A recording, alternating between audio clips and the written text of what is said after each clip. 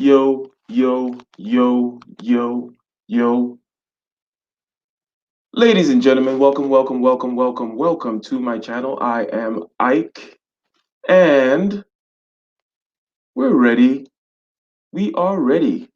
We are ready to tackle this topic. And we're going to give a minute or two for a prologue while we allow people to come into this stream, while we allow people to stream into the stream, if you will. And then I'm going to play a little song as usual. I'm going to play one of my songs. Today we're playing the song called Green Hill. We got David Gomez on the acoustic guitar, to usher in this stream. Thank you, everyone, for showing up on this. Represented. Short copy always in the house. Short copy always in the house says he's ready to listen. Another lesson, Ike. Well, thank you very much, Short Copy. You guys make it worth it. You guys definitely make it worth it. Good afternoon, Ike, says Shelton Curry. And we still do have, I believe, Zen Yi, Lord Sashomaru, he claims he is. Well, we're going to find out. Nicer. Hey. Salute. And if Solo TV 84 if he watches this replay, well, shout out to Solo TV 84 for the mega stream going on. The Black Pill 2.0, Black Pill 2.0. Okay, Keith Wisdom. Yes, we're going to play some music. I'm going to give a short prologue, and then I'm going to play another one of my songs called Green Hill, and I'm going to drop the link, okay, for my band, in the chat, so you guys can check out. This one is available. Okay, this particular song is not one that is behind the scenes that I have not put out there yet. So you guys can get this one. Okay. You guys can get this one on SoundCloud for free. You can get this song on SoundCloud for free. Also, if you have Spotify, listen to it on Spotify. That way, it can be a commercial success for both of us. You get what you want out of Spotify, and Spotify gets to put some money in my pocket. Also, if you're part of the Amazon Music, that's also there. And for the moderators, Nicer, please continue to put that in the link. And as we go on with this, I would also say that, please donate via Cash App if this is okay. Please donate via Cash App if you're finding this and other streams to be worthwhile. I have those links down there so the mods can go ahead and continue to stream those. Now, this one is called Green Hill. Let's go ahead and play this song while people come in. Thank you very much.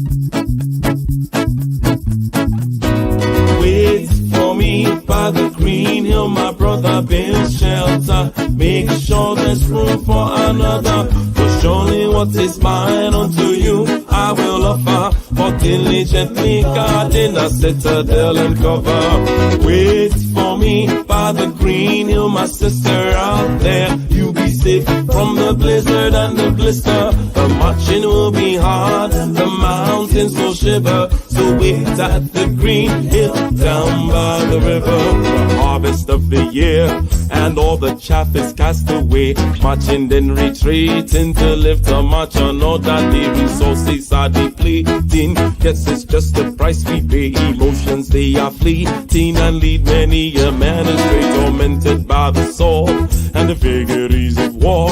The children of brethren cut down to the floor. The tyrants will freely born and the masses will applaud. All treaties and systems and kinships will fall. Wait for me by the green hill, my brother, build shelter. Make sure there's room for another. Surely what is mine unto you I will offer. For diligently guarding a citadel and cover. Wait for me by the green hill, my sister out there. You be safe from the blizzard and the blister. The marching will be hard, the mountains will shiver. So wait at the green hill down by the river. Everlasting burn, the everlasting light, with passion and with verve, we shall tempt the edge of fate tonight.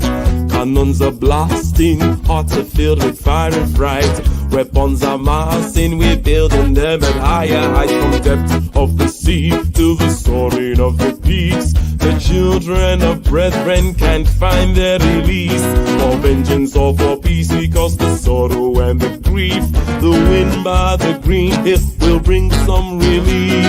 Wait for me by the green hill, my brother, build shelter. Make sure there's room for another. For surely what is mine to you I will offer. For diligently guarding a citadel and cover.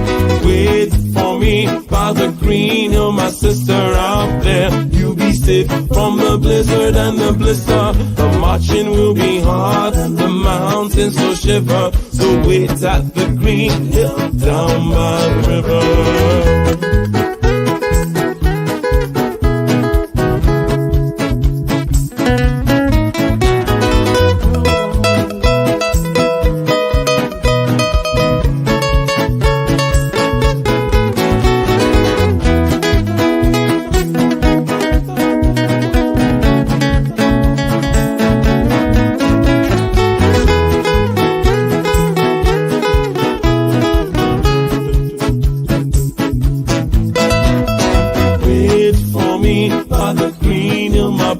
Build shelter, make sure there's room for another. For surely what is mine to you I will offer. For diligently guarding a citadel and cover. Wait for me by the green hill, my sister out there. You be safe from the blizzard and the blister. The marching will be hard, the mountains will shiver. So wait at the green hill down by the river.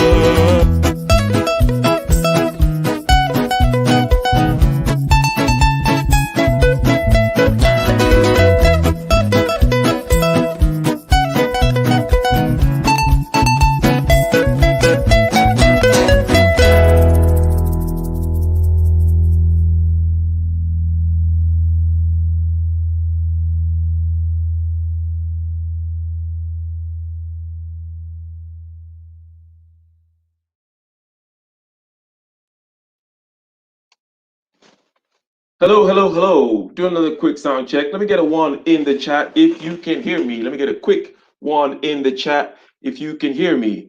Wait for me by the green hill, my sister out there. You be safe from the blizzard and the blister. Ladies and gentlemen, welcome to another live stream where we will be fleshing out another hypothesis. Okay? Another hypothesis. And let me know, as usual, if you also can see what I write, if it's dark enough, clear enough, sharp enough. Okay. If we got that working out as well, that being the writing on the trusty easel. Okay. The writing on the easel.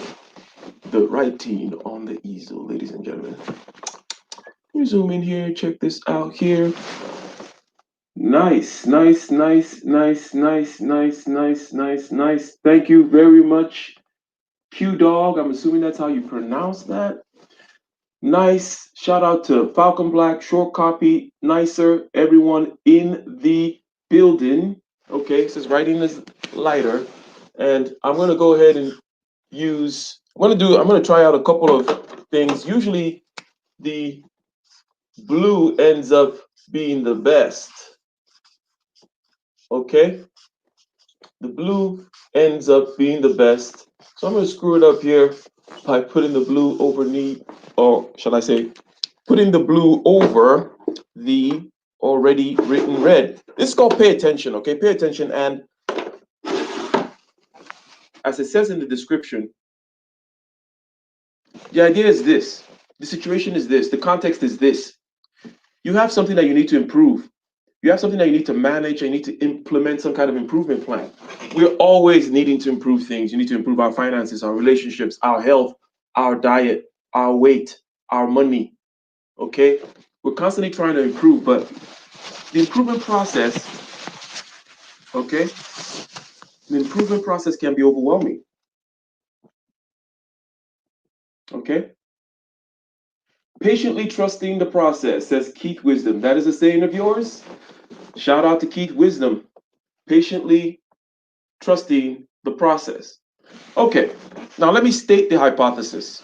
Basically, the hypothesis is this, that your unconscious system is more intelligent and more powerful than you think.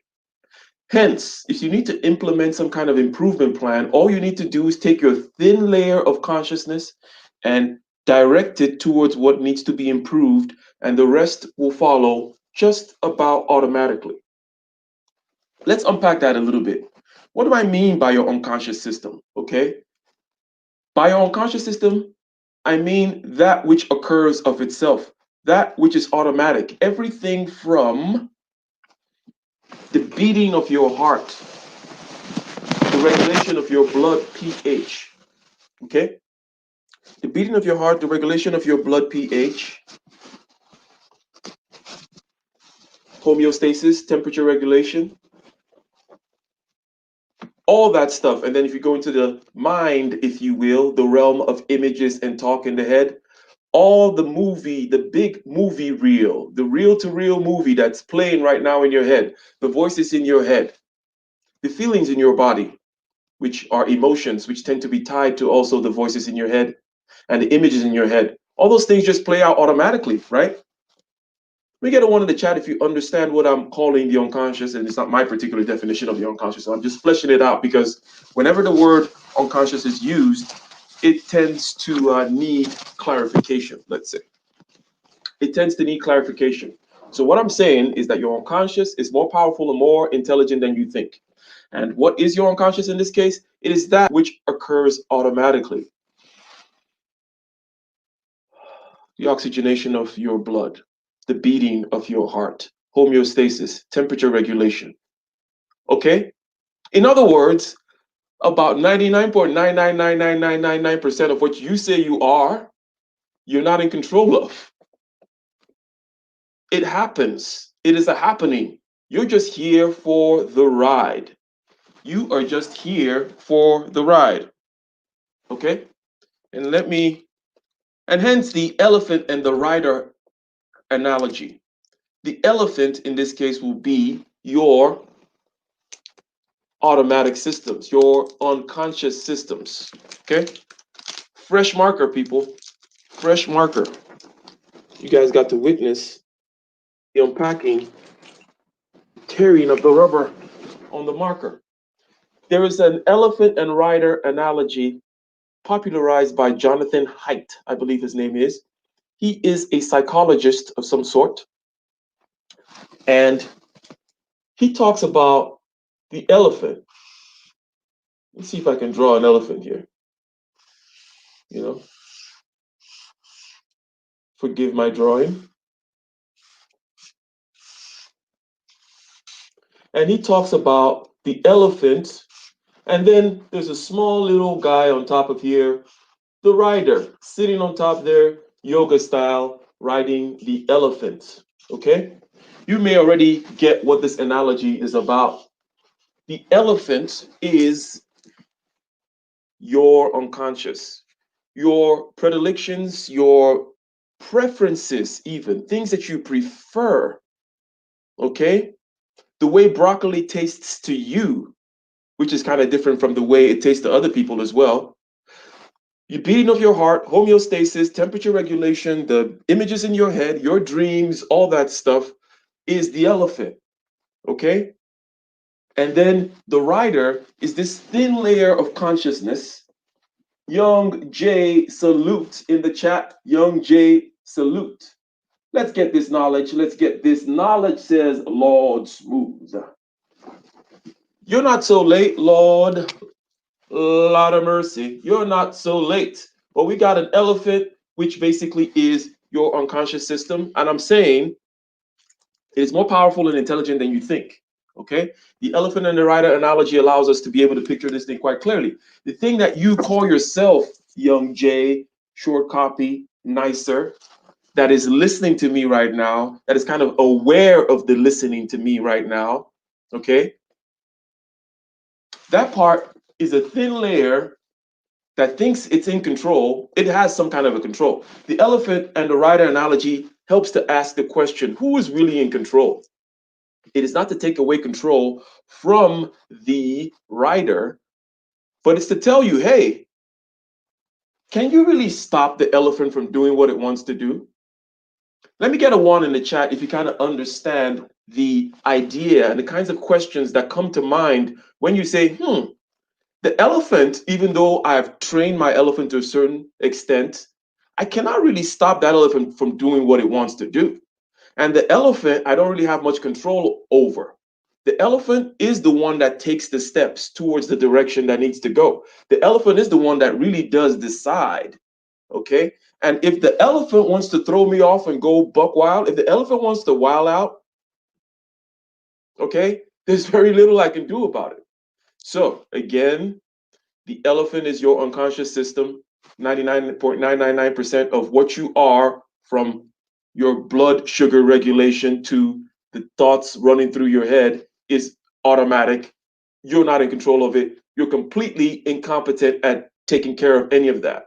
If somebody handed, or shall I say, if the control of your homeostasis, the beating of your heart, the oxygenation of your blood, if it were handed over to you and say, hey, you, hey, nicer, hey, Keith, go ahead and control it. Just run yourself for one day, you would collapse.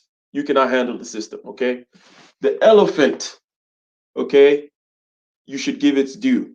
And that's why the hypothesis states basically that the elephant is stronger, wiser, more intelligent than you think it is. Hence, you need to use it. I said you want to improve something, don't worry about your systems of improvement. Don't worry too much about, well, how am I going to go ahead and measure and manage certain things? And what system am I going to use? Think of yourself as the writer. He's a CEO of a company. This company has the heartbeat department, the dream department, the desires, preferences, okay, drives department. It has a whole massive company, multi-billion-dollar company underneath it. You should utilize that company, but the company needs direction, okay? And all you need to do is take that tiny slither, which you call your attention, which is your conscious, and focus it, okay? Focus it on the thing that needs improvement. Focus your conscious mind on the thing that needs improvement and allow the unconscious to take the rest of the steps, to do the measuring, the management, and the improving. And obviously, if you're not new to the channel, you know that we're going to flesh this out. We don't just come out here and say things, okay? This is not woo-woo land, all right? I'm not just going to come out here and say that, ooh, that sounds cool, and rub my beard a little bit and say, yeah. No, no, no, no, no. We're going to throw stones at it. We're going to assail it. We're going to look at it from this way, this way, this way, this way, this way. We're going to look at it from, is it logical? It is it concurrent with my intuition? Is it concurrent with my anecdotal evidence? Is it also concurrent with other pieces of facts, data, statistics that are out there, the current state of the scientific knowledge? Okay. So far, we've just defined what the automatic system is.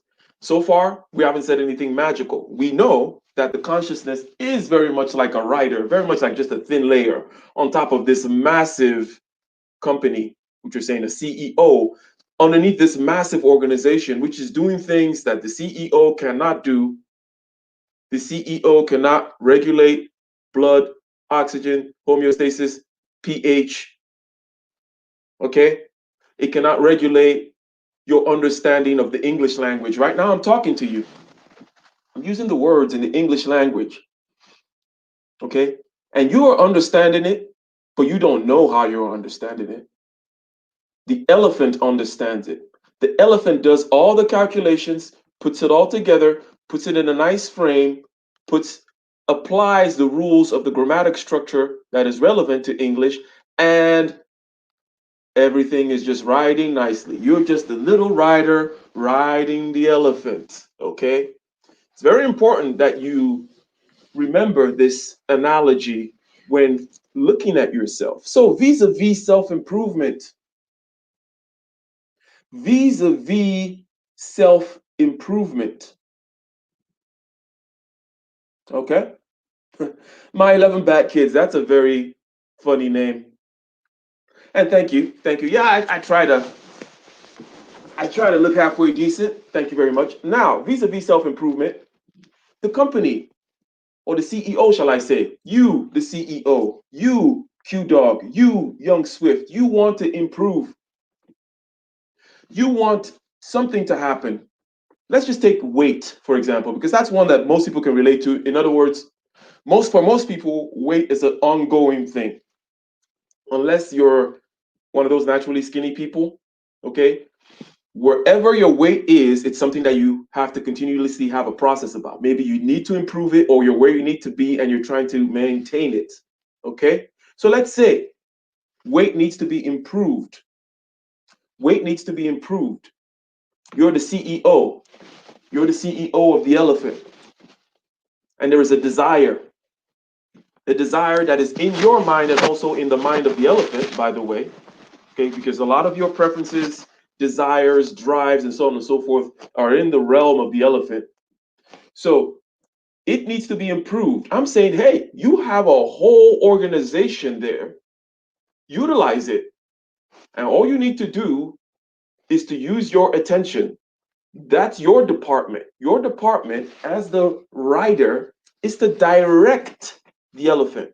Say, hey, elephant, go to the stream. Hey, elephant, go to the banana trees. Hey, elephant, we need to improve our weight.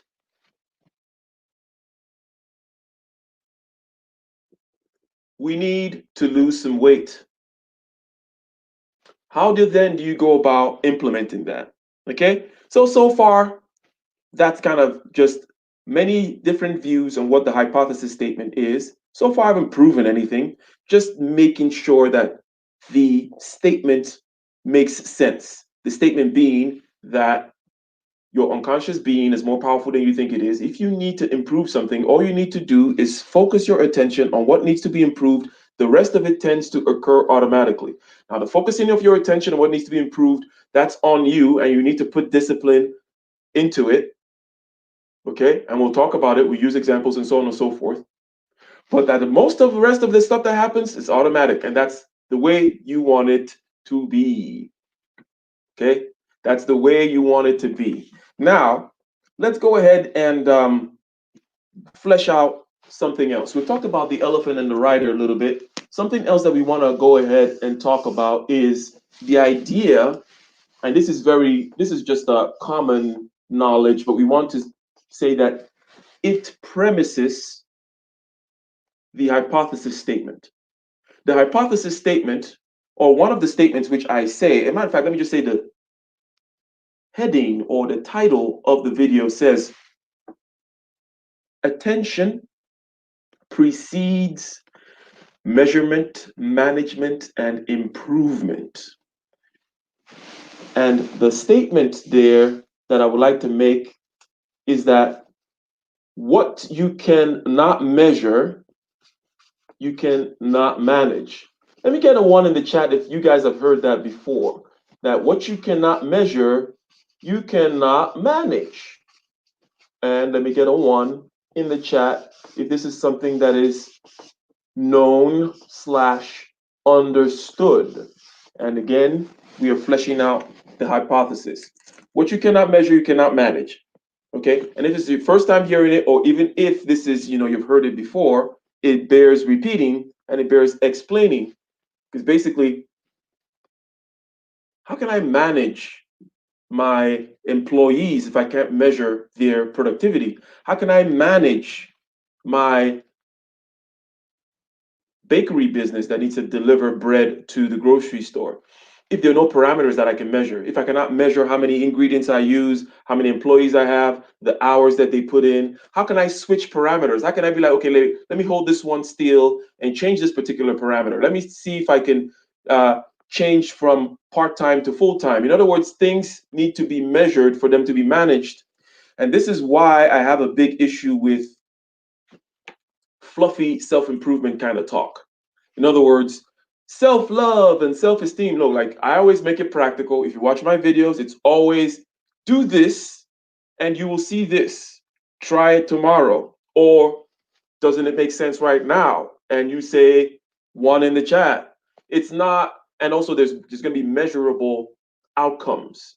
Hence the idea, and this is a little bit of a sidebar, hence the idea of just vague, blatant self-improvement, finding yourself, tends to be a whole bunch of crap because you cannot measure it, you cannot manage it. People will sell you all kinds of snake oil to make you believe you're improving, but as long as there is no measure, then you can continue down that rabbit hole of dopamine release. Okay? That's all you're doing. You're just a heroin addict. You're not actually improving anything that's measurable other than your self masturbatory sense of satisfaction. Okay, so basically, I'm saying what cannot be measured cannot be managed. But don't worry about the management system and the measurement system so much because it can be overwhelming and it leads to paralysis by analysis. Okay? Don't worry about that. Okay?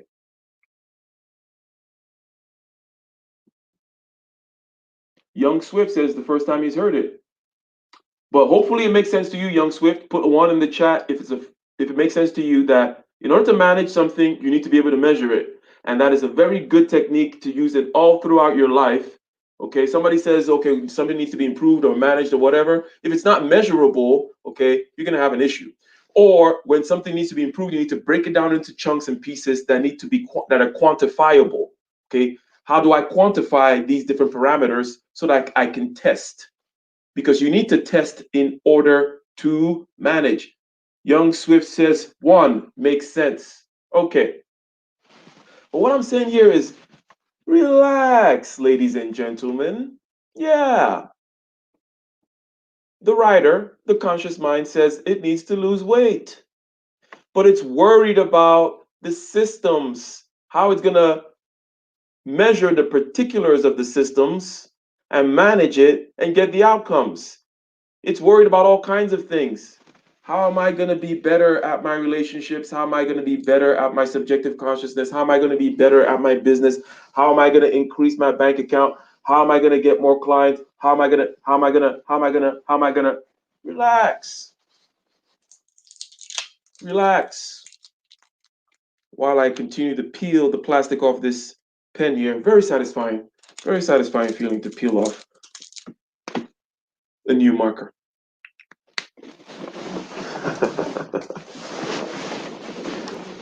So,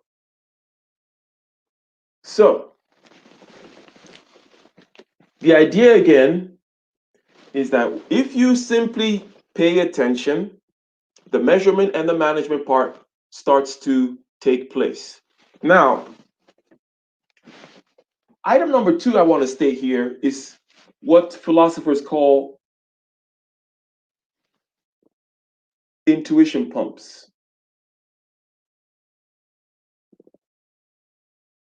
Intuition pumps. In other words, we want to use our intuition to try to flesh out the terrain of why this particular hypothesis is true. The hypothesis being that your unconscious being is more powerful and intelligent than you think. If you need to improve something, use your conscious mind to pay attention to it, and the rest will tend to occur automatically. Some intuition pumps will be some questions now. Let me get a one in the chat if you guys have ever noticed this.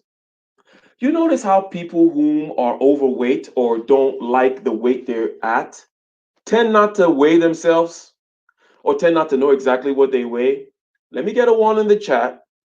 If people, or if you've noticed that maybe this is you yourself, I know for myself that when I am not at the weight that I need to be, when I've been slacking off on my diet and I know I'm getting a little rotund or whatever, I tend not to weigh myself anymore. I tend not to know what I weigh. All of a sudden, I don't pay attention to it anymore. One's in the chat. I could totally just drop the mic and end the stream right now because you guys are intelligent people. You guys already see. You guys already see where this is going. Okay? You guys already see where this is going. Because the question then is, why? Why is it all of a sudden that I don't want to measure, I don't want to pay attention to the weight when, or why is why is there a correlation between I am not at the weight I need to be, I'm not managing this system correctly, and all of a sudden I'm not paying attention to the same thing? But here's what tends to happen. People get overwhelmed. Okay? It's fine, it's fine, it's fine. People don't want to feel bad. They don't want to make the elephant feel bad. Okay? The elephant is your emotions, your all that stuff, your drives, your preferences, predilections. And you're like, the rider on top is like, I'm gonna hide, okay? I'm not gonna go look at the scale because if I look at the scale, the elephant will feel bad. But here's what I'm telling you. Don't worry, because you want the elephant to feel bad. It will then take over. Do you get what I'm saying here? How do you train the elephant? Okay? How do you train the elephant? Even in real life, you use incentives and disincentives. You make it go towards things that it wants, and you spank it or do whatever you got to do to disincentivize it. You use all kinds of psychological methods, which are well known, in order to train the dog or the elephant, whether they be Pavlovian methods or whatever it may be. But basically, what you want to do, staying with the weight example, is you want to go and pay attention to your weight. That's all the rider needs to do. That's why I'm saying relax. Don't worry, because the reason you're not paying attention to your weight is because you're thinking, I don't have the discipline to do this and this and this and this. So I'm just not going to look at the weight. I'm not going to pay attention. I'm going to ignore it. Okay?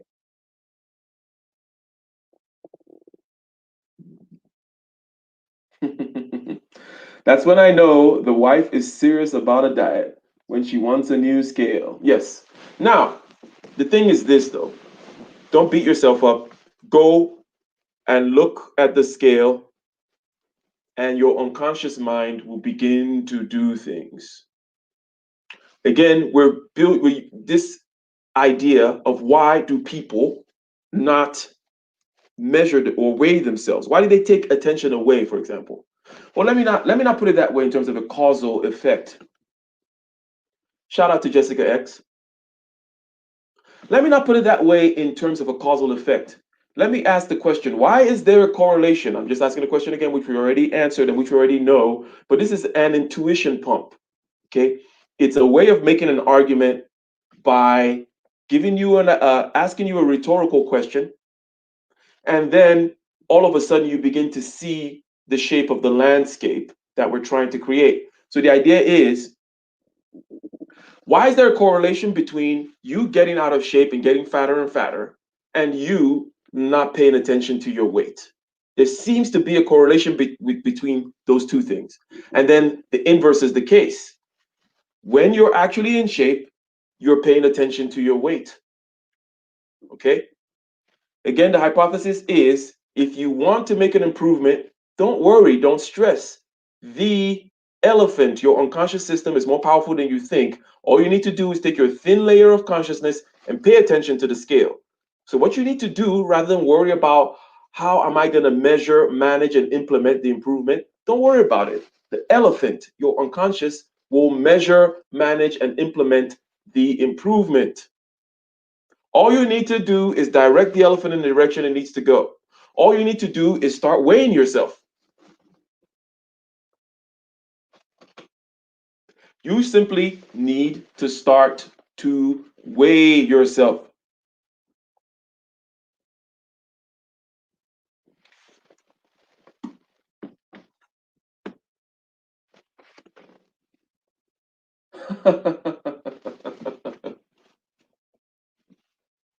Yep, I tried not weighing myself for a while because I was kind of obsessive about it, and I put weight on, Jessica X. Yeah, you went overboard. But you get the idea. Either with yourself or with others, you have seen that broke people tend not to have a budget. Broke people don't know the money that's coming in and the money that's going out. They don't want to pay attention to it. People with horrible credit don't know their credit score. Let me get a one in the chat. Maybe right now you have horrible credit, or maybe you've had horrible credit in the past, or maybe it's your cousin or your uncle or whatever. But people with bad credit tend not to check their credit, okay? Their credit score. People with bad credit tend not to check their credit. People who are getting out of hand with their diet and their exercise tend not to pay attention to their weight. People who are broke and are bad with money and are not financially where they need to be tend not to have a nice spreadsheet that says this is what's coming in and this is what's going out.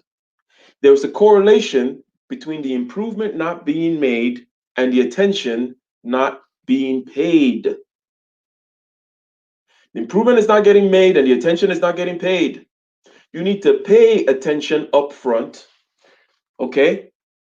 And what I'm telling you is you outsource the management and the measurement and the implementation of the improvement plan to the elephant, to your unconscious, to the company. You're a CEO of the company. The CEO is the slight, thin veneer of consciousness that overlays the massive company, which beats your heart, regulates your thoughts, understands the language, controls your homeostasis,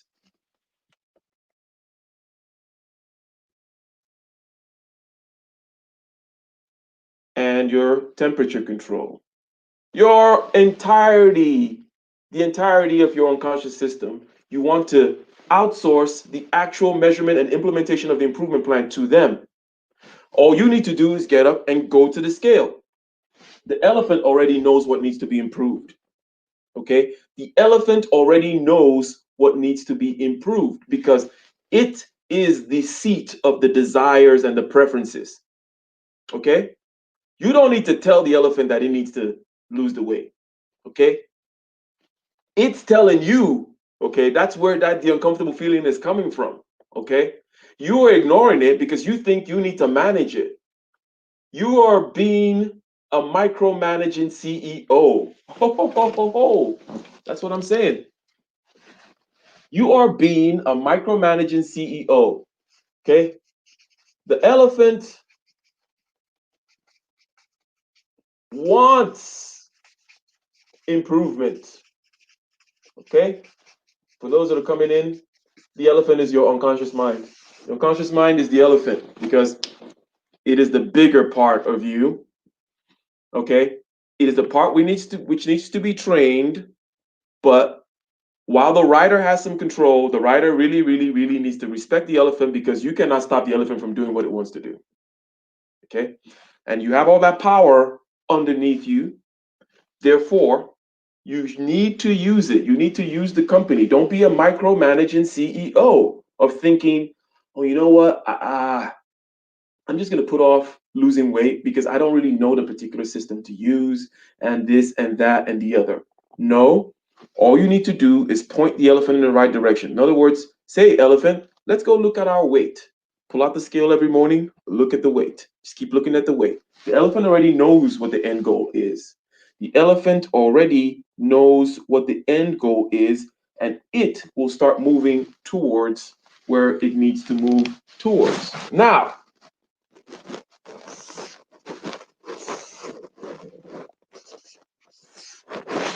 I said train the elephant. attention, okay, is like building up of a potential. It's like charging a battery. Okay, so whether you're building up electric potential, which is measured in voltage, so that the positive charge can flow, so that charges can flow from positive to negative.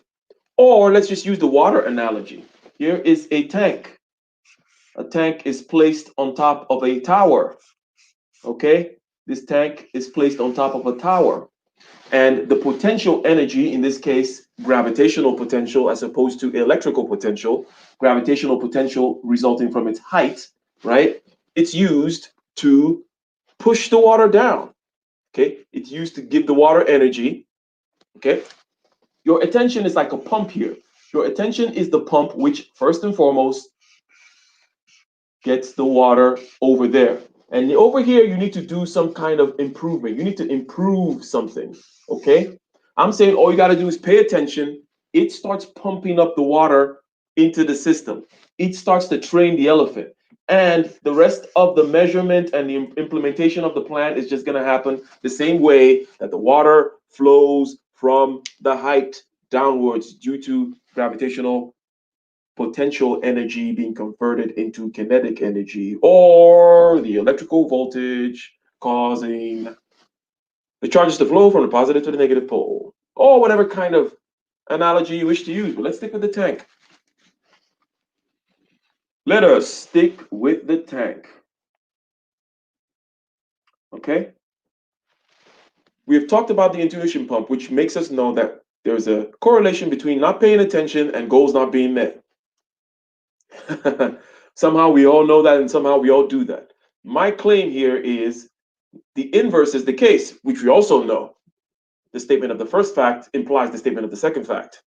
But what's really new here, what's really novel, what's really the hypothesis here is you need to use your unconscious mind. Okay? I'm claiming that once you start to create the system of just simply paying attention to your weight, with you already know that you have the goal to improve it, and the elephant already knows, it will start to create a feedback and response mechanism that nudges you more and more towards things that allow it to see a better weight. In other words, the dopaminergic system, the feel good chemicals that your brain gives you, will get activated when you wake up the next day and, whoo, I'm 1 pound less than I was yesterday. The elephant is going to be happy. It's going to say, whatever it is you did, again, we're not monkeys. We're not idiots here. So we already know what causes you to lose the weight, right? So that's not what we're talking about. We already know that. What I'm saying is the implementation of it. All you need to do is just take your conscious head and be like, I'm going to go and look at the scale now. Wake up every morning, you look at the scale. Tomorrow morning, you look at the scale. The day after that, you look at the scale. And the elephant will start to reinforce whatever the positive feedback is, and it will start giving you negative feedback on the things you should not be doing. Okay? If you think that that's far-fetched, well then you don't really understand that you are about 99.9999999% unconscious. We already explained that you are completely incompetent to beat your heart, oxygenate your blood, regulate the pH, regulate your moods, and also the thinking that's going on in your head, the images in your head, the voices in your head, the understanding of language, the forming of sentence, grammatical structure. None of that is within your control. Stop being a micromanaging CEO. Understand your company. Your company is Unconscious Inc., Unconscious Incorporated. Okay? Nicer Incorporated. Good Men Incorporated. Jessica X Incorporated. And it is an unconscious company. You the very thin veneer of consciousness, you need to learn how to manage it without micromanaging it. You just turn the elephant at the right direction and say, we're going to look at the scale every day. All of a sudden, as long as you do it long enough, and the long enough part, which is when it becomes a habit, is something that we understand, right? That's something that we understand. We need to do stuff for about, I don't know, I can say about 21 days of this repeated kind of a system, right? 21 days of you doing it over and over and over again, right? For it to become automatic. And now you're going to go to a different level. Now let's move on from the weight and let's talk about something else for which we can see with some more clarity the granular nature of this, the step-by-step nature of this, how this begins to develop, okay? The weight one was for the intuition pump of letting us know through the rhetorical question, how come there's a correlation between attention not being paid and progress not being made? And then when there's progress being made, there's attention being paid, okay? There's something for us to learn about that. That perhaps our power here as the CEO of this elephant is that our power is to direct the attention and then ease off the gas. Here's what tends to happen. Let's say, for example, it's a question of credit score or investment. Let's say things that are financial that have a number aspect to it and also a level of knowledge that you need to get. So, credit score. You need to improve your credit score. You've been hiding from your credit score, not paying attention, not paying, which is what your company needs. The company needs attention to be paid.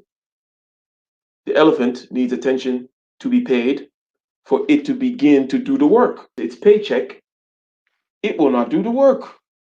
So you sign up for this free credit reporting program. There are many of them out there, right? And you say, every day I'm going to look at my credit score. Okay? I'm going to start looking at it, or at least weekly. I'm a weirdo, so I tend to look at my corporate credit score and my individual credit score every day, just because I have a routine. I have a routine and I stick with routines because routines make life easier. Routines make life way more efficient.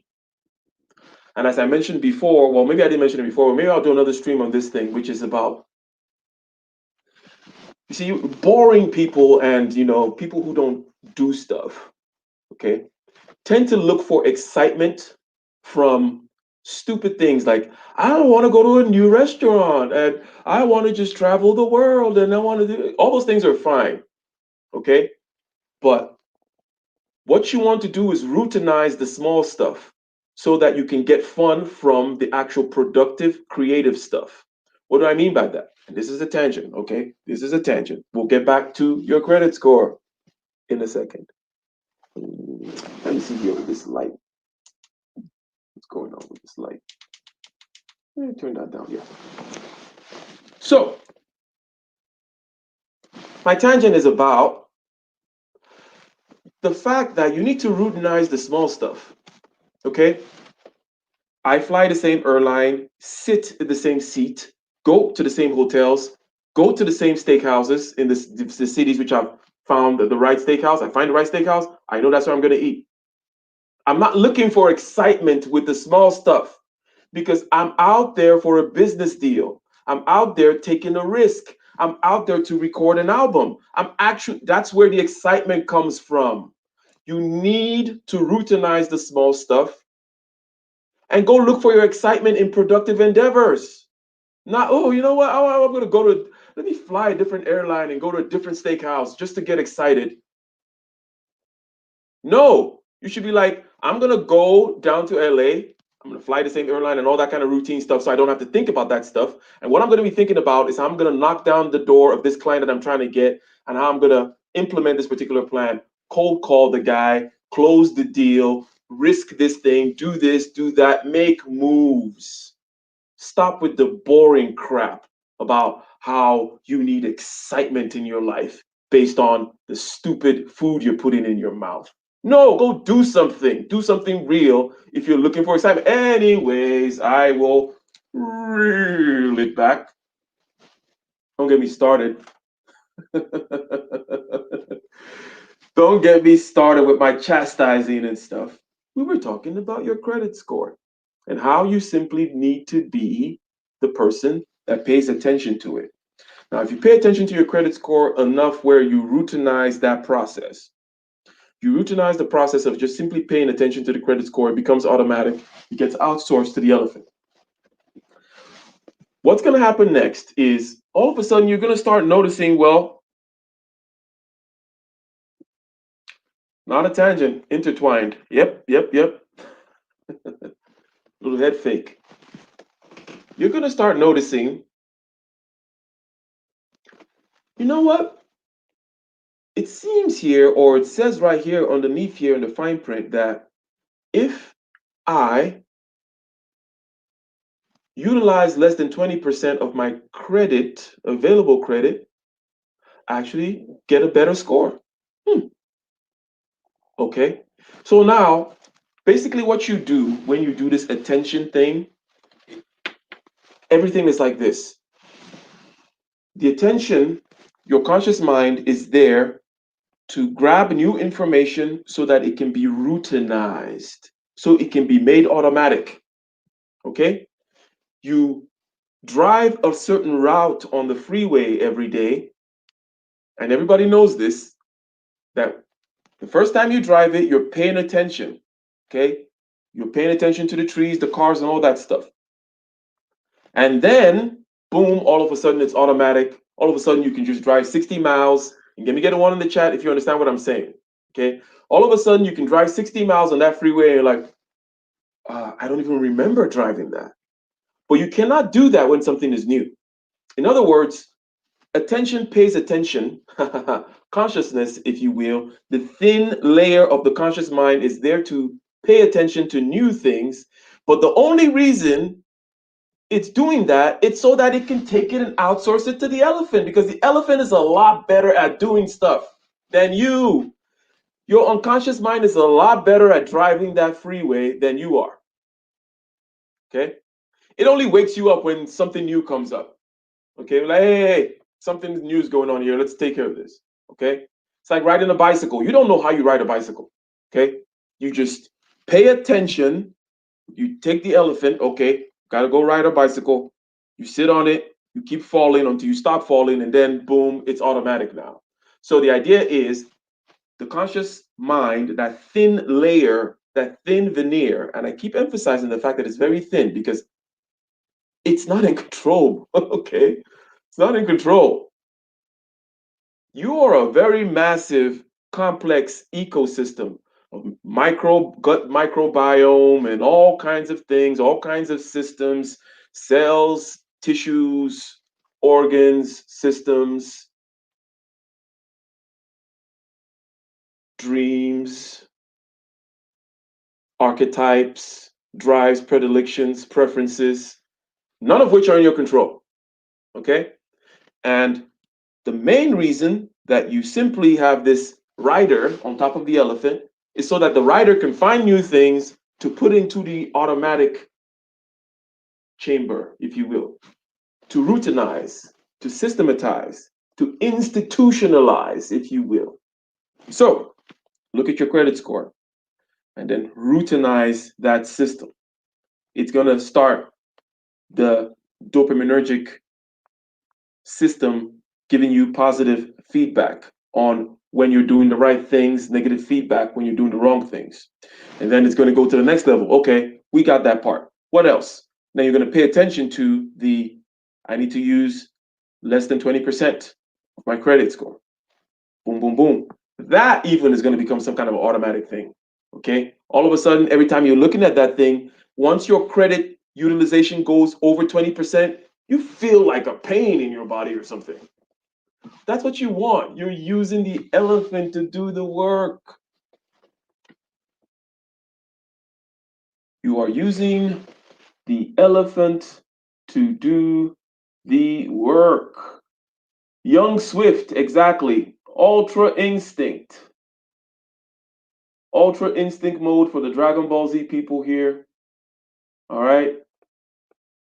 But the idea is you need to know the company that you're a CEO of. It's a magnificent company. It does all kinds of things. You're awake and alive today watching YouTube, pixels on the screen, and you're able to translate it into some other code called English, and you understand it, and it registers in your being, and it triggers thoughts in your head, none of which you know how to do. Okay? This is an amazing company. Don't be a micromanaging CEO. Don't get the paralysis by analysis. This is all good news. This is a good news, feel good stream. This is good vibes stream. Okay? This says pay attention to something, and that's all you got to do, Mr. CEO, is come up with a plan for attention paying. Come up with a plan for looking at your weight every day. Come up with a plan for looking at your diet. Come up with a plan for the budget. All right? And we used an intuition pump, and we're not going to make it such a long stream today. I say that every stream. But I'm long-winded and I'm full of tangents and I'm full of exuberance. So forgive me. Don't be a micromanaging CEO is the point here. Use the company. Use the unconscious mind. Simply pay attention to what you need to improve and allow the potential to build up. And then the measurement and the management, because again, what you cannot measure, you cannot manage. That was one of the basic premises that undergird the hypothesis here. What you cannot measure, you cannot manage, and that the elephant is also aware of the improvement. You don't need to tell the elephant that you need to improve. The elephant is usually the one telling you you need to improve, and you, Mr. CEO, you've been hiding. Okay. Ah, young Swift, you asked a question. Those are the kinds of questions that Zen Buddhist masters get asked, and they don't like answering it. So I'm not going to answer it.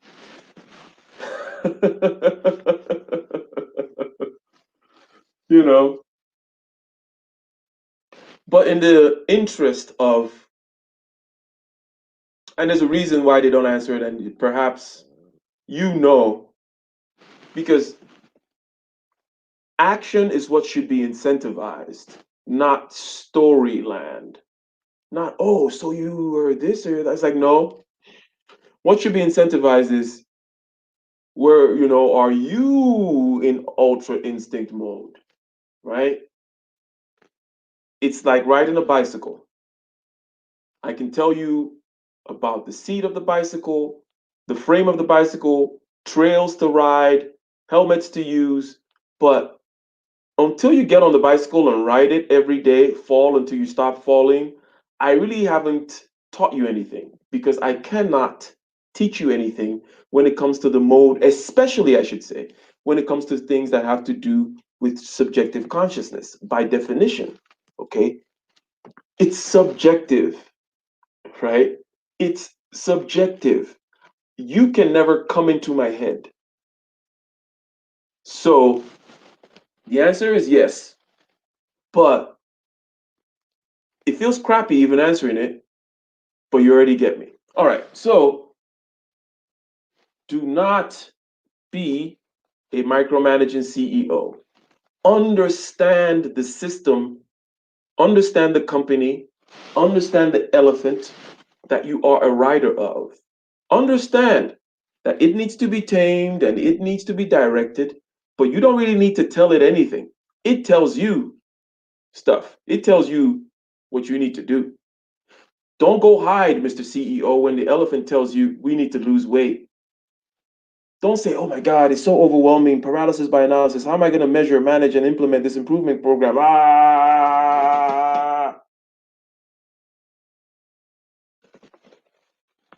All you got to do is say, okay, elephant, we need to lose some weight. We need to improve our credit score. We need to improve our finances. Let's go pay attention to it. That's that's what you're an expert at. Again, we've given the bicycle analogy, we've given the freeway analogy.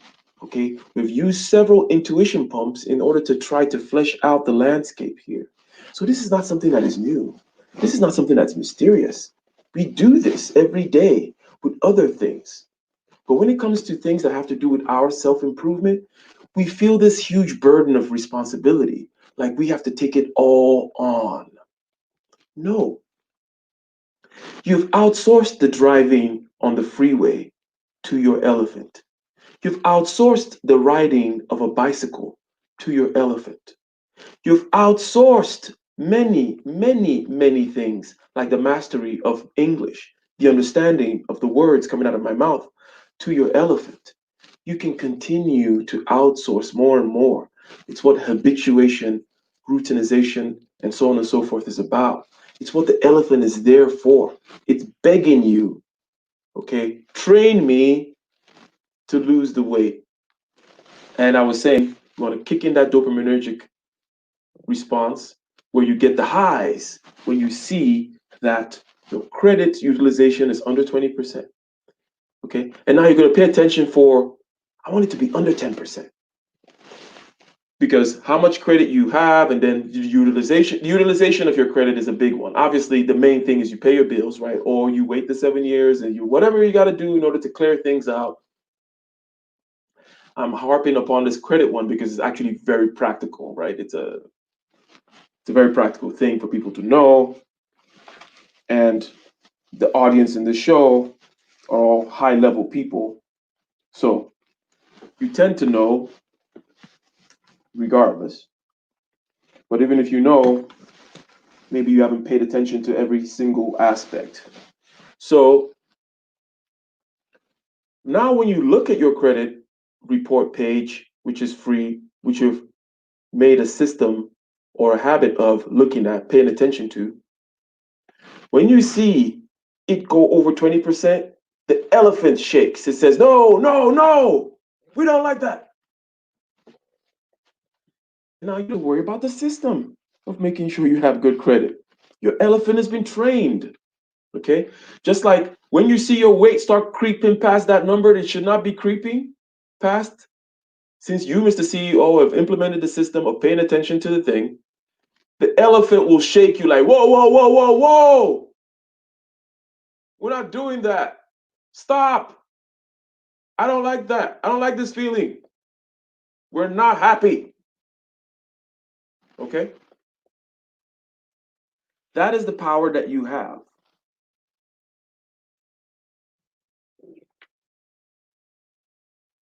Consciousness helps us maximize our human capital and translate it to financial capital. Yes, it does.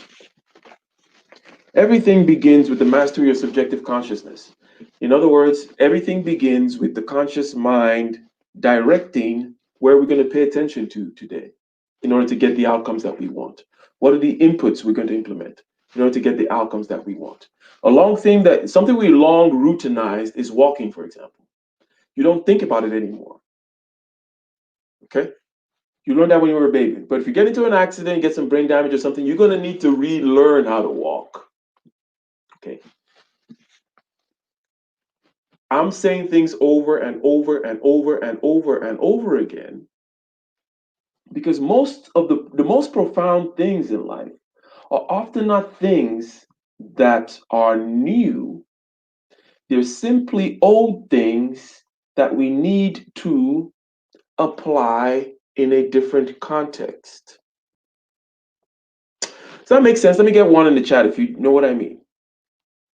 So, the most profound things that you hear, and the reason they're profound, the reason they hit you down deep below, it's not because they're new, it's because you already know them, but you are applying these well-known things like, yes, I routinize the driving on the freeway. Yes, I routinize the riding of the bicycle. You're applying it to a different context, and you're like, oh, it's the elephant and the rider the whole time. I did not change all of a sudden into some other organism, some other being. I've always been elephant and rider. I've always mastered walking, talking, speaking, riding a bicycle, this, that, and the other. It's always the hardest when it's conscious. First time I'm riding a bike, riding a car, it's very conscious. You're paying attention to your wheels. You're paying attention to everything in the car. Conscious is hard, and then it gets routinized, and then it gets easy. That's what you want. You want it to be easy. You want to train your company. You are the CEO. You are the rider of the elephant. So you need to improve. And here's another intuition pump. Why do you think affirmations work? Now, if you guys know anything about me, you probably know that I don't like things like affirmations, right? Because I think they're a little, I don't know, it's a preference thing. It's part of my elephant.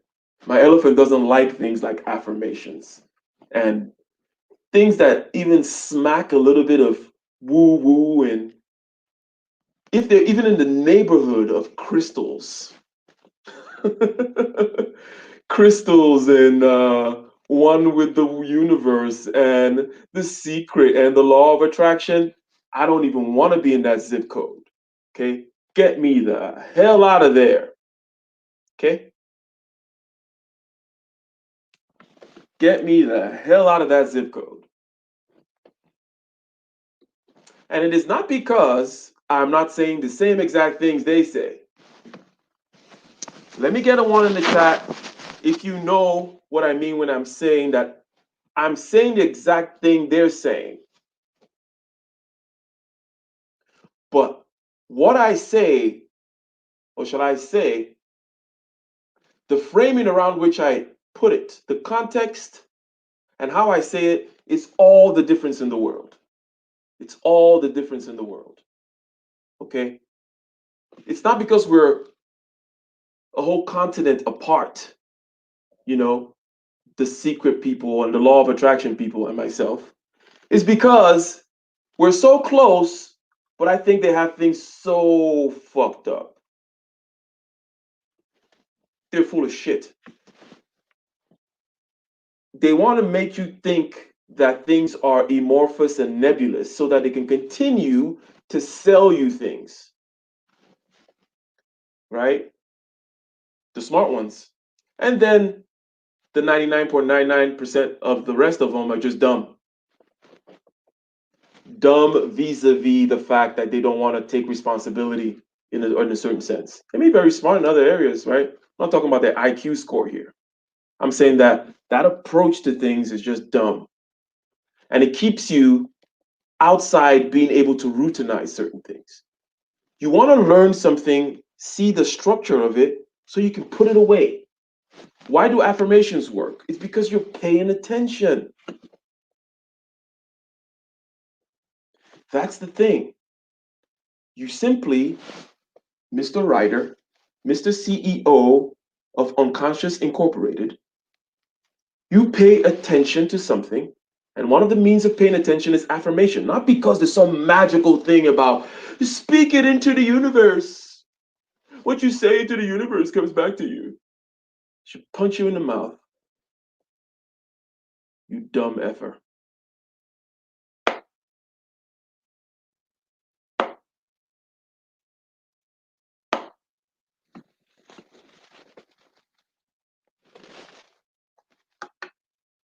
It's because you're paying attention.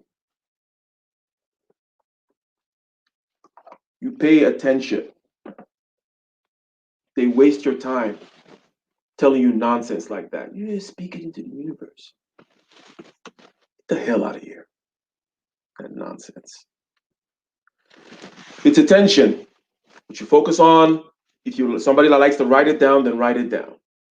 If you're someone like me, you do something else. If you have to speak it every morning, you speak it every morning.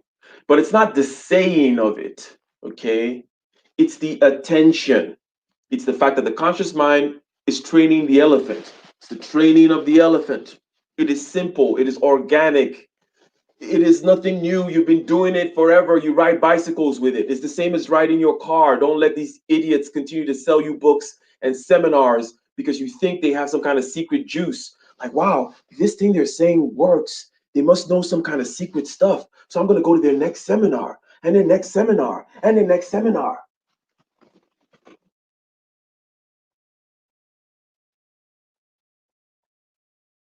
All the while, what you need to be doing is putting things into practice that allow you to continue to master your subjective consciousness, concentration, equanimity, and sensory clarity.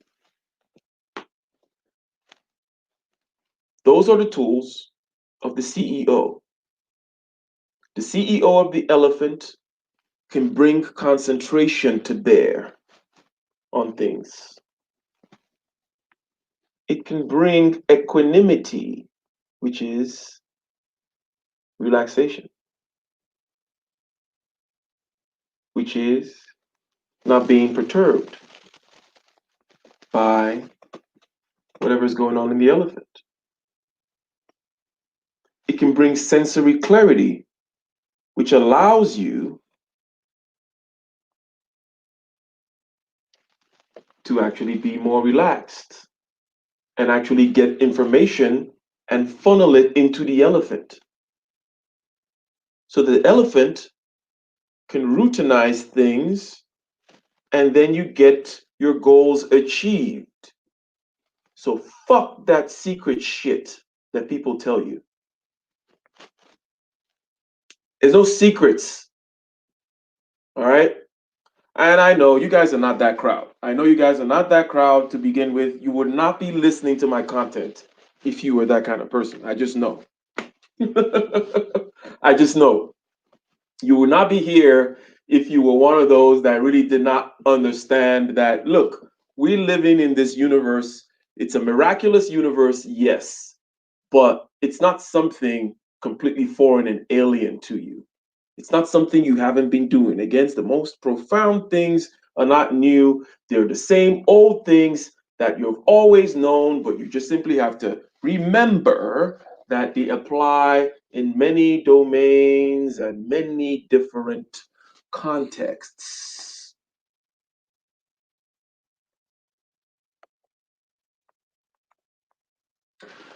Yes, yes, yes, yes, yes, yes, yes. Young Swift says, Ike, yes, I see where you're coming from. I'd argue we're a lot different from majority of people today, though. That has always been the case.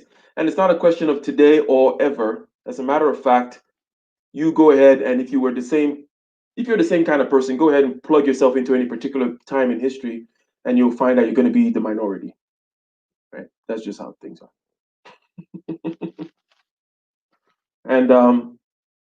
And it's okay. It's okay. Um, it's okay.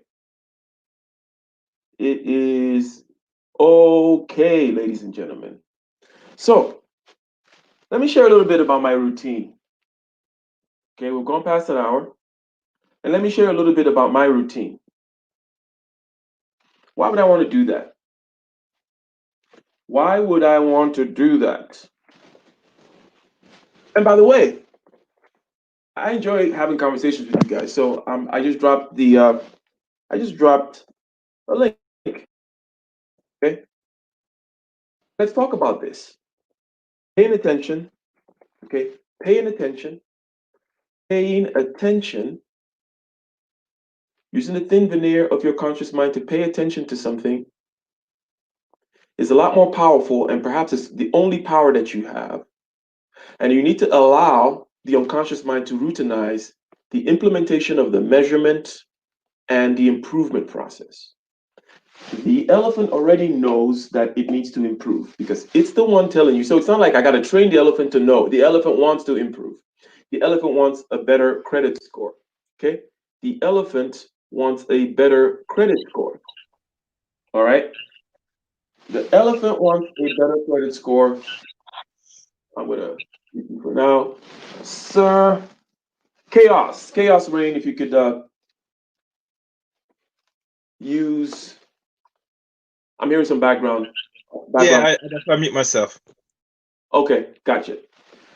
Excellent, excellent, excellent. So I'm gonna say something real quick about my particular routine. Let me see if I can do this over here. Oh, this works that way. Oh, interesting. That is very interesting.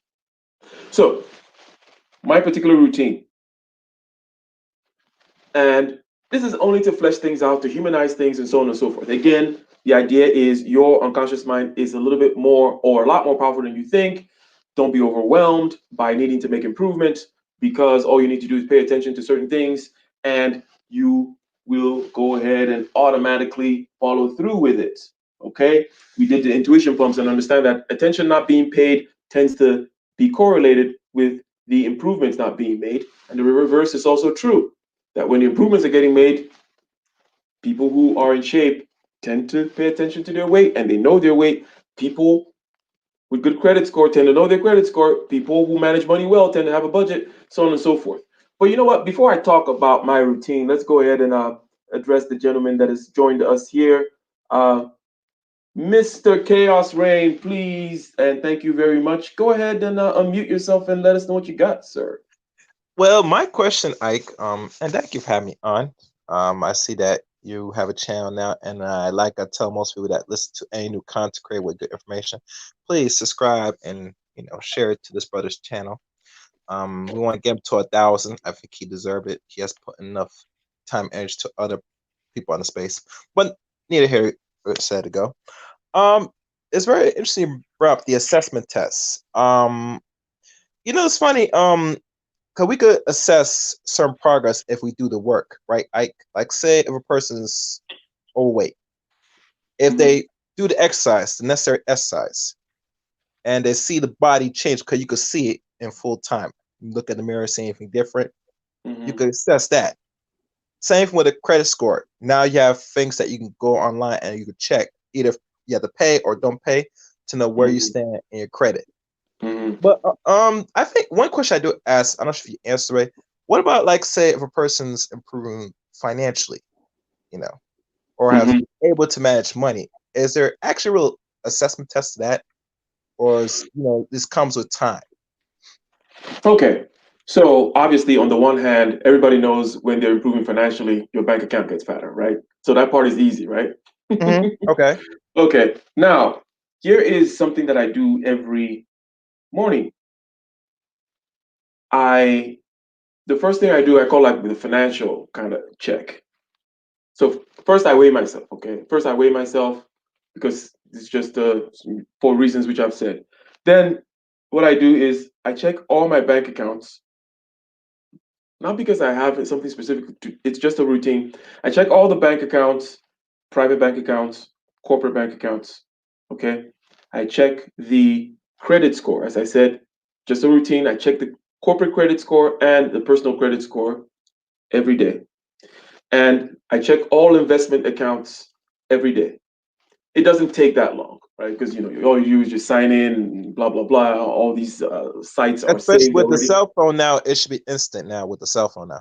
Exactly, exactly. So I simply do that every day. Okay. Also, somebody who needs to improve financially, because my main thing is, especially as it relates to this topic today, is to not be overwhelmed. In other words, we're just talking about attention. Just pay attention to it. So perhaps looking at all those accounts is a few steps down the line. Maybe right now you only have one bank account. Let me put it this way. The first thing you need to do is your budget because that's something I also check. Okay. And there are other things that I check too, but they're not particularly related to your question, which I have to do with I look up a list of my clients, right? And I look at a list of the jobs, not because again it's going to help my task for the day. This is just what I do every morning before I start the tasks, right? Because I want more clients. I want you want all these things to improve. And I find that when you look at them, those things tend to happen. Now, the first thing for financial improvement is a budget. And a budget doesn't mean handcuffs. And the reason, and I'm talking to both you and the audience, right? So if I explain certain things that perhaps are obvious to you, it's because it's a broadcast, right? So a budget doesn't necessarily mean handcuffs. It's not restrictions. It's you just simply saying, how much do I spend for X a month? In other words, you writing it down. Maybe you're spending more than you can afford. That's not the point of a budget. The budget is for you to write it down so you can look at it and just see every day. Same thing about why affirmations work. Budgets also work in the same way. Okay, budgets are so that you can look at it, so you can say, this is what I actually spend on food, this is what I actually spend on these bills, this is what I actually spend on my credit cards for miscellaneous hanging out and liquor store activities, right? So a budget, which I got into the habit of doing in about, I remember it was like 2010 is when I started my little personal, and it's the same Excel file that I created then, it's the same file I have now, where it's Yeah. like, here is the money that's coming in every 2 weeks. Here is what how it gets spent. Here's what's getting saved. Blah blah blah. Okay, and then it took me about a year to actually start making sure that I'm not over extending myself, right? But the first thing I had to do was just to see it, to see myself bleeding, right? To see the bleeding happen, paying attention to the bleeding. And then took me over a year to kind of be like, okay, I need to adjust this, adjust this, adjust this, adjust this. The point is, people get overwhelmed by, no, no, no, I can't do the adjustment. How am I going to do all this adjustment and change all that stuff? Don't worry about it. Don't worry about it. Chill. Just look at it. Create something to look at it. And then when you look at it, the implementation of the improvements will start to take place. I don't know. Does that address what is that in the ballpark of what you're talking about? That sounds pretty much right. One important question, because sometimes I might use cash or card.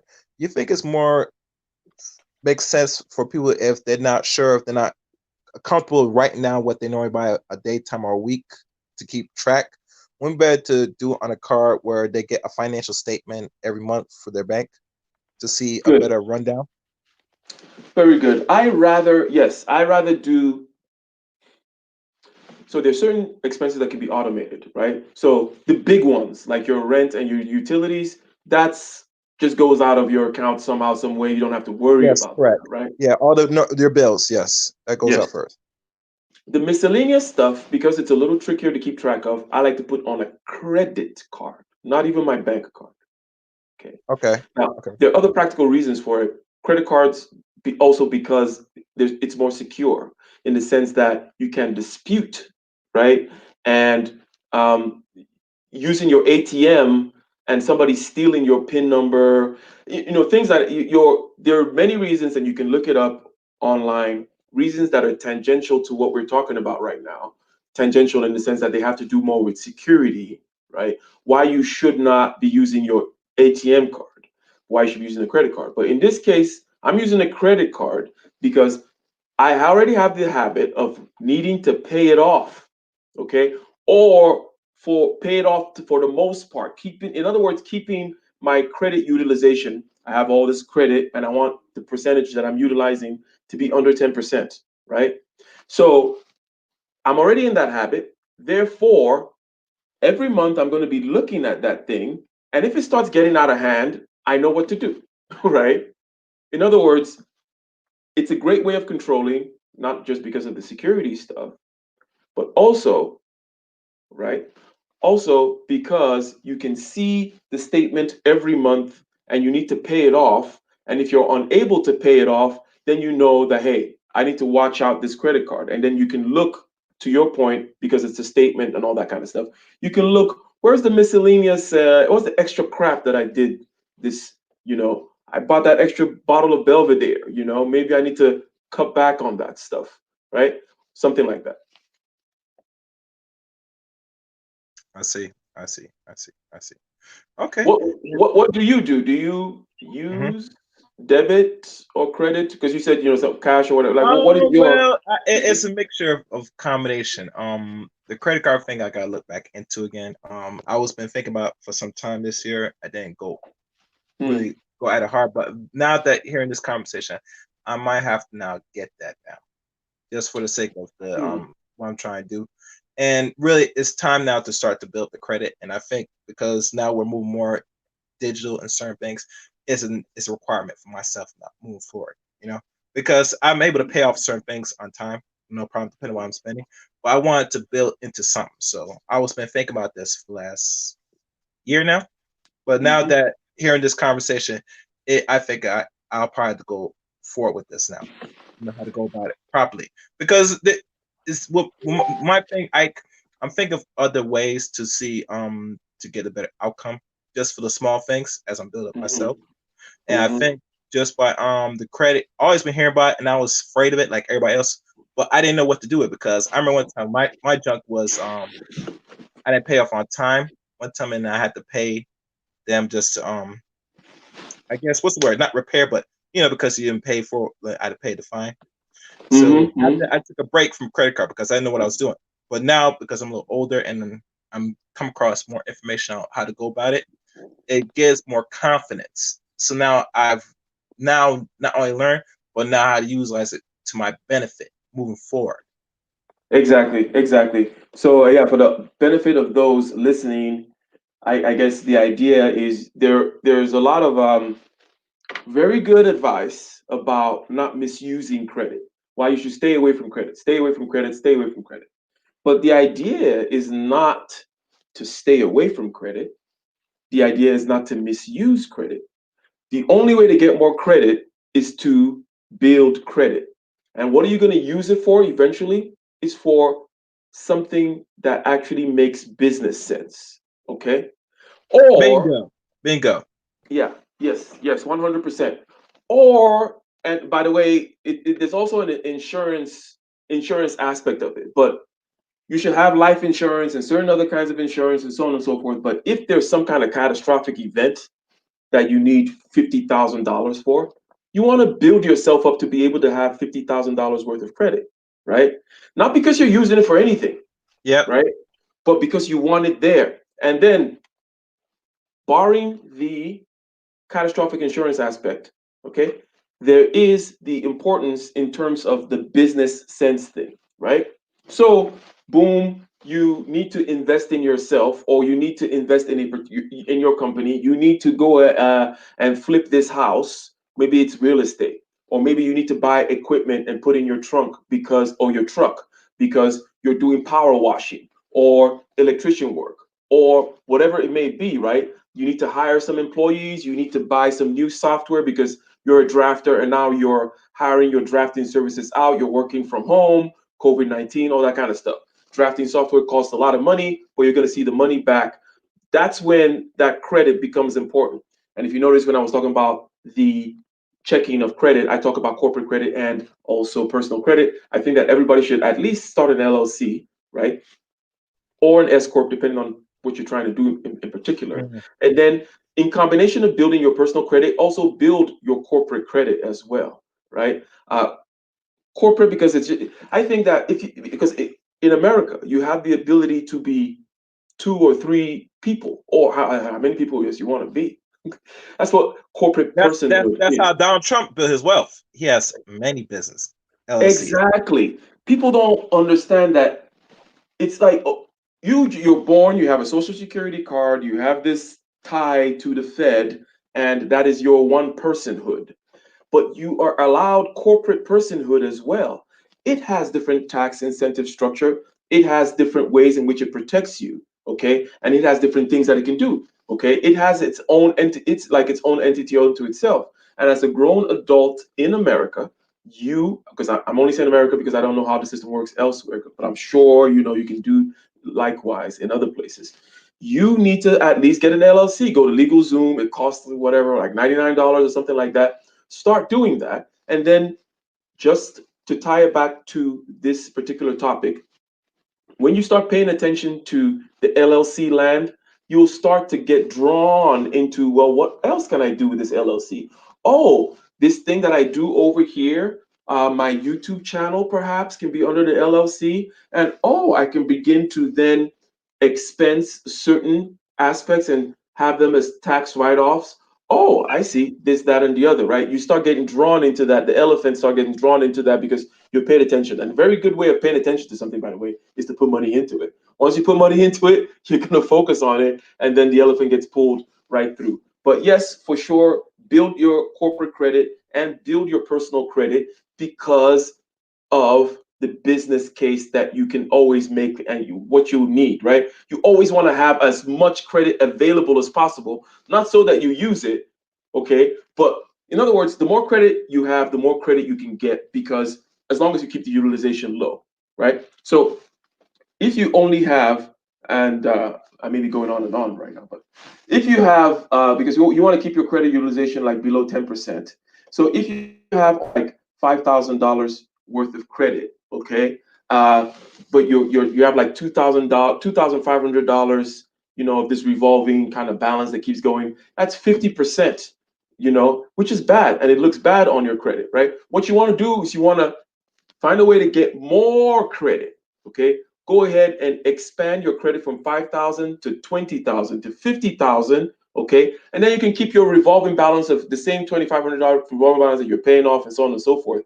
But now you have a much better credit score, and you can get more credit again, not because you're going to use it, okay, for your Vegas trip and all that other stuff. It's because when a bit for a insurance policy, but that's rare that should occur.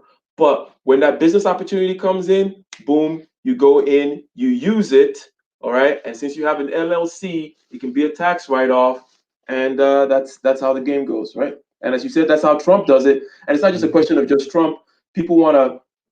And for everybody out there who's looking at Trump's taxes, and if you're worried about another man's taxes, It's irrelevant at this point. I don't know why people keep tapping to other people's taxes. nobody says, hey, you know what? I'm just going to write an extra check and send it to the IRS. Everybody utilizes the tax code. If the IRS has a problem with Trump's taxes, he'll be dealing with you know what I'm saying? It's like the taxes, your taxes are between you and the IRS, right? It's no one else's business. Exactly. Like you, and everybody knows you don't mess with the IRS. If you think the IRS needs the media to tell them if Trump is doing something wrong on his taxes that he filed to them, it's like, come on. And everybody takes advantage of the tax code. Plus, you got to understand that America incentivizes ownership. In other words, that personhood that I was talking about, your first personhood, just as a private citizen, has certain protections, but ownership is incentivized and can be taken advantage of through your corporate personhood. Okay, that's how you get those LLCs, you put your real estate under LLCs and so on and so forth. And then you can then do things like rolling over. You sell one particular property and you don't get taxed because you roll it into another property. And that's the idea. And people always say, well, the rich are not paying taxes. Well, yes, because they're taking risks, and risks are incentivized, right? Anyways, I'll give you the last word. Anything else to add? Well, I would say this: there is no reward without any risk, and until enough of our people start taking actual risks, not just the ones that will, but risk, we're gonna see a different outcomes. I was gonna ask one question about the LLC, but I think I'll hold that for another stream, if it comes to mind. But thank you, Ike. And I like to thank Jessica X because she mentioned you on her live stream. And I said, hey, Ike had a chance. Let me find him. And lo and behold, I came and subscribed to. So this is it's a good investment. It's a good subscribe. I tell people, man, like this stream, man. Get Ike to 1,000 subscribers. This is very helpful, and support him in any endeavors. Thank you Thank very you. much. Thank you very much, sir. Thank you, thank you, thank you. And shout out to Kahim for the Cash App. All right. Kahim holding it down on the Cash App. And Quessy Jackson again. Quessy Jackson again on the Cash App. Last time you did it, I did not have the opportunity to shout you out. Okay. But definitely feel the appreciation. Definitely getting my elephant motivated. Okay, because that's the idea. The idea of putting the Cash App there is to get feedback. People put their money where their mouth is. This is useful to you guys, is what you're saying. I definitely appreciate it. Okay, and I'm gonna go ahead and wrap up the stream. Okay, and I'm gonna play Green Hill again. Did you guys that heard or let me see here. Yeah, I'll end the stream again with the same song I started out with, which is Green Hill. Okay, which is Green Hill. Q Dog, Quay Dog. Oh, that is you. That is you, huh? Well, thank you very much. Shout out for the support on the Cash App. Okay. Now, you guys are still welcome to join the stream, but I'm going to start with the summary aspect of things. The summary, the epilogue. Okay. We have a hypothesis. We're saying, hey, we know that in order to improve some things, in order to manage some things, we need to measure it. That measurement, management, and improvement, okay, go hand in hand. So provider speaks in the house. What's up? What's up? What's up? What's up? However, people get overwhelmed when it comes to making improvements in their relationships, improvements in their finances, improvements with their health, their wealth, their weight, their diet. It becomes overwhelming. There's paralysis by analysis. What do I do? What do I do? How do I manage it? What system do I use? And I say, hey, relax. The hypothesis is as follows: your unconscious system is more intelligent and powerful than you think. If you need to improve something, simply use the thin veneer of your conscious mind to pay attention to what needs to be improved, and the rest occurs automatically. That is the hypothesis. And then we said, what is your unconscious system? Your unconscious system is all that which occurs of itself, all that which is natural, all that which is automatic, from the regulating of your pH to the regulating of the temperature, to the beating of your heart, to the oxygenation of your blood, to the thoughts that are going through your head, the movie reel going through your head, the archetypes, predilections, preferences, desires, drives. In other words, 99.99% of you is unconscious. You are not responsible for it. Okay? That is the elephant, that is the company of which you are the CEO, or the elephant of which you are the rider. The elephant needs to be trained. Utilize the elephant, in other words, and don't be a micromanager of your company. All right. And don't be overwhelmed thinking that you have to actually improve. You, the CEO, simply need to pay attention. Now, we then use some intuition pumps, and intuition pumps is a kind of an argument. Okay. Or it's a way of making something clear through intuition and not necessarily through logic. And we use some rhetorical questions such as, how come we notice, either in ourselves or in others, that when we are kind of getting a little overweight, we no longer pay attention to our weight? There is a correlation between the attention not being paid and the improvement not being made. And then the inverse is the case as well. That when we are actually making improvements, it seems to be correlated with attention being paid. So I say, hey, relax. Okay. The training of the elephant is what needs to happen. Don't worry about your weight loss system. Just simply worry about paying attention to the weight. Your elephant already knows that it needs to lose weight. It's the one that told you that you need to lose weight, by the way. Okay? It's not you, Mr. CEO. It's the elephant that's not happy. Okay? You, Mr. CEO, are the one that is hiding from your responsibility to pay attention so that the elephant can be trained. Okay? So that certain actions can be routinized, so that certain dopaminergic responses can be kicked in, right? So basically, you want to lose that weight. All you need to do, Mr. CEO, Mr. Conscious Mind, is to go and start paying attention to the weight every day. Create a system. I'm going to look at my weight every day, every day, every day, every day. And you're not a monkey. You're not a sloth. You're not an idiot. So the fact that you're not that, along with the elephant's system, is going to create positive feedback when you're doing the right things that cause that weight to go down, when you're doing the right things that cause the credit score to go up. Okay. And you're going to get a negative response whenever the opposite happens. And all you're doing, Mr. CEO, all you're doing, Mr. Conscious Man, all you're doing, Mr. Rider of the Elephant, is paying attention. Okay, you just pay attention, you pay attention, you pay attention. We use this kind of pump analogy. We said that you pay attention and it kind of generates a potential, such as when the pump pumps water up to the tank, giving it gravitational potential, and that the rest just flows naturally, like the water will flow down naturally, okay, converting that gravitational potential energy into kinetic energy and getting the improvement done all by itself. You don't believe me? Well, that's what happens in any endeavor. Learning to ride a bicycle, driving to the freeway, on the freeway, learning the language, learning how to walk, learning the grammar, and so on and so forth. Okay? It is all about your conscious mind paying attention while something is novel, while something is new, long enough, okay, to systematize it, to routinize it, to make it automatic, and then it gets shelved away into the unconscious mind. And that is when things become easy. That is when the improvement starts happening in and of itself. All you needed to do, Mr. CEO, is not to worry, not to get paralyzed by the analysis. Your elephant is smarter than you think. Your elephant is more competent and more powerful, definitely way, way, way, way, way more powerful than you are. Okay? You're about 99.9999999% elephant. Okay? Your conscious mind is very, very incompetent.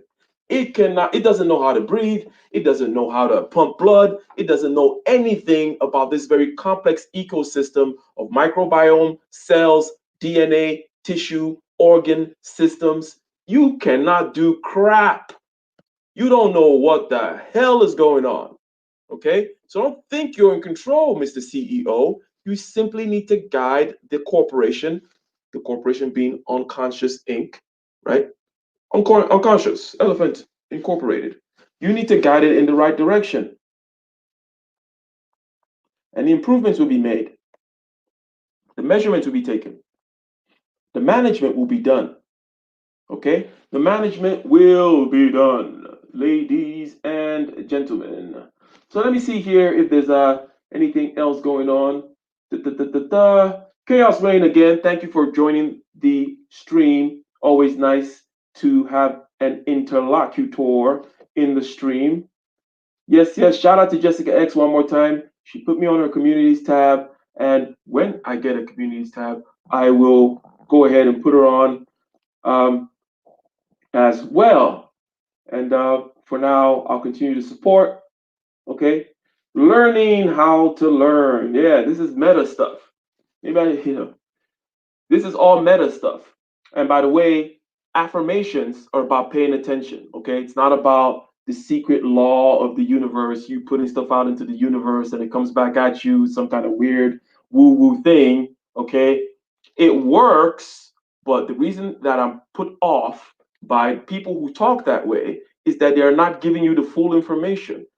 I said that 99% of such people don't know the information, but there are people who know, but they rather put it in that woo woo way so that you think they have some kind of secret sauce so that you can buy the next book and the next book and the next book and go to the next seminar, right? Rather than just tell you, hey, it's not the affirmation, it's not the saying of the thing, it's the fact that you're paying attention to the thing. You could write it down, you could look it up in the sky, you could do whatever you got to do, but when you pay attention to something, it gets routinized, just like the way you pay attention to driving the car on the freeway. And by the third time, the fourth time, the fifth time you're on that route, it's going to be automated now. That's what it is. That's what the secret law of attraction is about. It's not some crap that you need to keep on paying money to somebody and talking to people that have crystals around their necks about. Okay? Yes. And by the way, those kinds of people don't come to my chat. Okay? They don't listen to my stuff. This is a self-selected process. I already know that. Okay? But I did mention that all the things that I say about mastery of subjective consciousness, okay, concentration, equanimity, sensory clarity, meditation, blah, blah, blah, it's right next to the crystal people, right next to them. And that's why I despise them so much, because they fuck everything up with their nonsense, okay? And their stupidity. Yes, I said it, they're stupid. Okay, so, ladies and gentlemen, you need to make an improvement? Relax. You've been slipping on that diet? Not been weighing yourself lately because you're afraid of what you are going to see on the scale? Not looked at your credit score lately because you're afraid of what your credit score would say? Don't worry. Don't be afraid of that. Let the elephant take care of that. What you want to do is go show the elephant the weight. Let it feel uncomfortable and it'll begin the process. It'll begin the process of the measuring, the management, and the implementation of the improvement. Okay? Go ahead and show the elephant the credit score every day. Go ahead and show the elephant your bank account. My routine, as I said in the call with Chaos Rain, is basically I wake up and I look at all my bank accounts, personal and corporate credit score, investment accounts, everything every day. It is almost And I don't even have to think about it because I know that the elephant then takes over and it begins to do the things in order for me to improve. You need to get more clients. Constantly every day, look at your list of clients.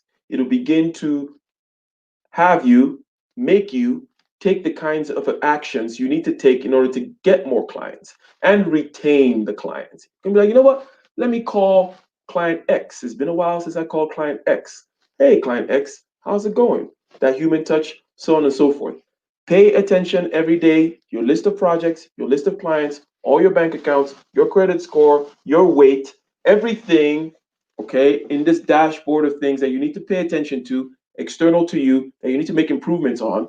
All you need to do, Mr. CEO, just open your eyes, open your ears, and look. Just look, look, look, look, look. It goes into the unconscious incorporated, and then things start to happen. Ladies and gentlemen, ladies and gentlemen, ladies and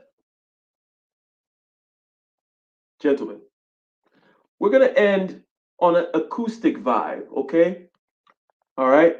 I know Battle Within is much liked in this channel. Okay. That's on the other end of my kind of music. This is a acoustic guitar vibe. David Gomez on the acoustic guitar, me talking about green hills and shelter and that kind of stuff. Because it's Friday and it's cooling down over here in the Bay Area in Northern California. I'm feeling that kind of vibe. I'm feeling a little hippie-ish. Yes, I do talk a bunch of smack about them and their crystals and their secrets and their laws of attraction. Yes, but as I said, I'm right there next door with them. Okay, I even make their kind of music and do all that kind of stuff. Okay,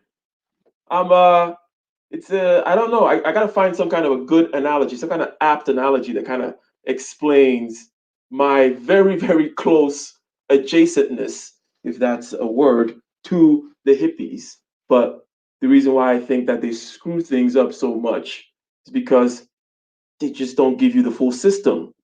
They don't give you the full system. They like to keep things nebulous and weird for whatever freaking reason. All right, all right, all right, all right, all right.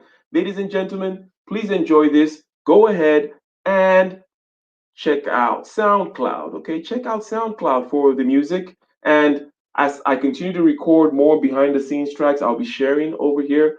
Thank you very much for the Cash App donations. Quaydog, Q-Dog, Cressy Johnson. Oh, is it Jackson? Cressy Jackson, I believe. Okay. And those others that went to the Cash App, Kareem. Thank you very much. Thank you very much. Thank you very much. I will go ahead now and play Green Hill. Enjoy.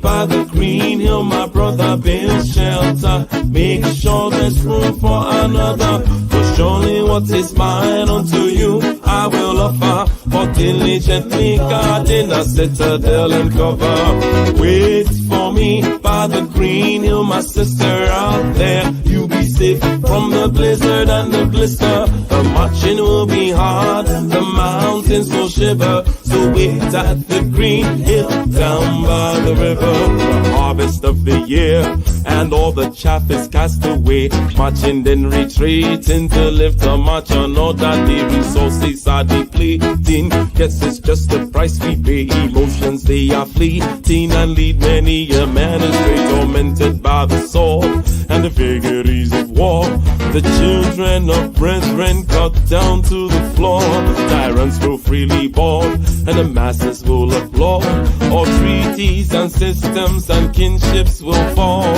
Wait for me by the green hill, my brother build shelter. Make sure there's room for another. Surely what is mine unto you, I will offer. For diligently guarding a citadel and cover. Wait for me by the green hill, my sister out there. You be safe from the blizzard and the blister. The marching will be hard, the mountains will shiver. So wait at the green hill down by the river. Everlasting fasting, burn the everlasting light with passion and with verve. We shall tempt the edge of fate tonight. Cannons are blasting, hearts are filled with fire and fright. Weapons are massing, we're building them at higher heights. From depth of the sea to the soaring of the peaks, the children of brethren can't find their release. For vengeance or for peace, because the sorrow and the grief, the wind by the green hill will bring some relief. Wait for me by the green hill, my brother, build shelter. Make sure there's room for another. For surely what is mine to you I will offer. For diligently guarding a citadel and cover. Wait for me by the green hill, my sister out there. You be safe from the blizzard and the blister. The marching will be hard, the mountains will shiver. So wait at the green hill down by the river.